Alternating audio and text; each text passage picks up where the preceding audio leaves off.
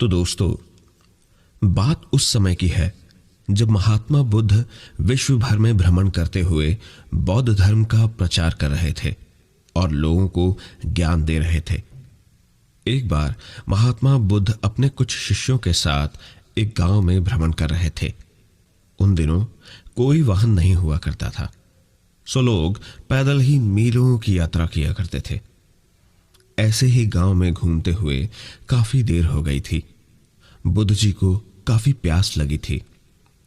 उन्होंने अपने एक शिष्य को गांव से पानी लाने की आज्ञा दी। जब वह शिष्य गांव में अंदर गया तो उसने देखा वहां एक नदी थी जहां बहुत सारे लोग कपड़े धो रहे थे। कुछ लोग नहा रहे थे और नदी का पानी काफी गंदा सा दिख रहा था।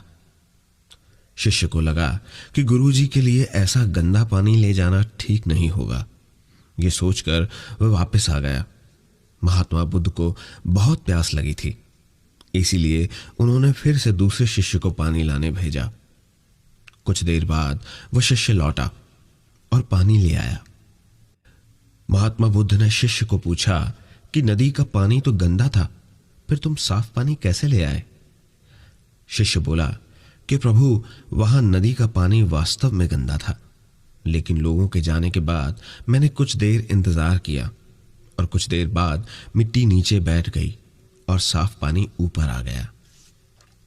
बुद्ध ये सुनकर बड़े प्रसन्न हुए और बाकी शिष्यों को भी सीख दी कि हमारा ये जो जीवन है ये पानी की तरह है। जब तक हमारे कर्म अच्छे हैं तब तक सब कुछ शुद्ध है, लेकिन जीवन में कई बार दुख और समस्या भी आते हैं जिससे जीवन रूपी पानी गंदा लगने लगता है। कुछ लोग पहले वाले शिष्य की तरह बुराई को देखकर घबरा जाते हैं और मुसीबत देखकर वापस लौट जाते हैं। वह जीवन में कभी आगे नहीं बढ़ पाते। वहीं दूसरी ओर कुछ लोग जो धैर्यशील होते हैं वो व्याकुल नहीं होते और कुछ समय बाद गंदगी रूपी समस्याएं और दुख खुद ही खत्म हो जाते हैं।